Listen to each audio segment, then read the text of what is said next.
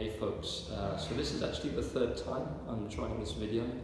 Both of the previous few times I got right to the end and then someone walked into the studio. So let's see how we get on this time. Hopefully we'll make it all the way through.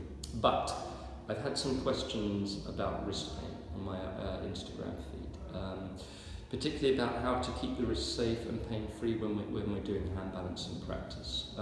It's a very common thing to experience some wrist pain when you're newer to yoga. Most of us spend quite a lot of our time with the wrists in a degree of flexion when we're typing, and most of us are not used to taking weight into the hands when we begin our yoga practice. So when we're practicing hand balances, the wrists are an extension, all of the weight of the body is in the hands. It's not uncommon for us to experience some pain there. So it's really important that we spend time to prepare the wrists, to make sure that they're ready and prepared to take these hand balances, and also just general vinyasas. So if you're taking a vinyasa flow class, or if you practice Ashtanga, really worth spending a good 5 to 10 minutes making sure the wrists are ready for that practice.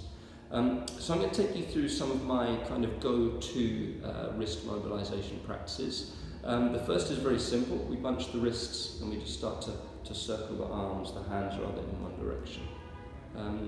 For each of these practices, I'd say you'd want around 30 seconds to a minute. I'm going to move through them a little more quickly, but I'm sure you'll get the idea. So once we've taken 30 seconds in one direction, we switch up the direction from there. And really slowing the movements down so you can explore that full range of rotation around the wrist joints.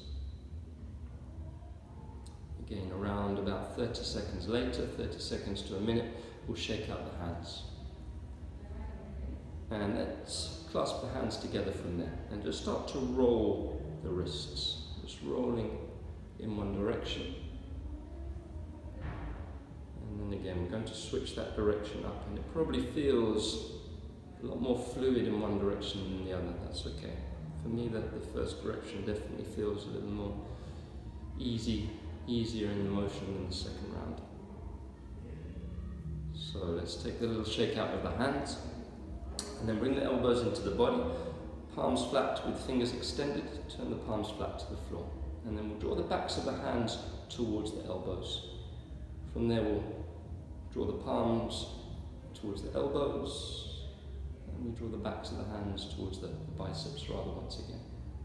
So just moving from one position to the other. And we can take around about a minute with the elbows bent, and then you can stretch the arms long as well and just take the same movements. So some of our arm balances are with elbows bent, some with arms long. It's good to prepare the wrists in both positions. Okay, let's shake out those hands again. Again, bring the elbows in, turn the palms to the ceiling, lift through the chest, and then bring the fingertips towards one another, towards the center line. And from there we'll move the fingertips apart. Just moving from one position to the other, you might rest the eyes closed just to really feel into the qualities of those movements, into the sensations of the movements.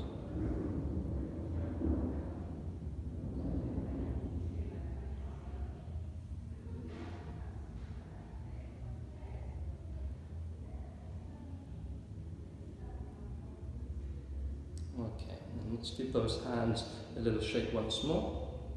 And then we're going to curl the first 3 fingers into the palms, but extend the pinky fingers and the thumbs. And then we just start to shake the hands like so. So an up and down motion. And we'll take 30 seconds shaking up and down, and then we'll move to more of a kind of diagonal direction, shaking on a diagonal plane. What you might have seen just then is I was moving the elbow, so let's try and keep the elbow straight, but really isolate the movements in the wrists. Quite easy to fall into that pattern of kind of shaking the whole arms here, like we're shaking a couple of maracas. Okay, let's shake out the hands. We're going to take one more movement. I like to take this movement from a squat position. You can stay in a seated position if you prefer. What we're going to do is we're going to take the backs of the fingertips onto the pads of the thumbs with the arms long, and we create a little pressure, a little resistance, and then we flick the fingers. What this is going to do is warm the muscles along the backs of the arms, the muscles that extend the wrists and the fingers. So create that little pressure and then start to flick. And we'll take a minute of flicking. You might start on a relatively steady rhythm, you might speed up a little bit, you might slow it down.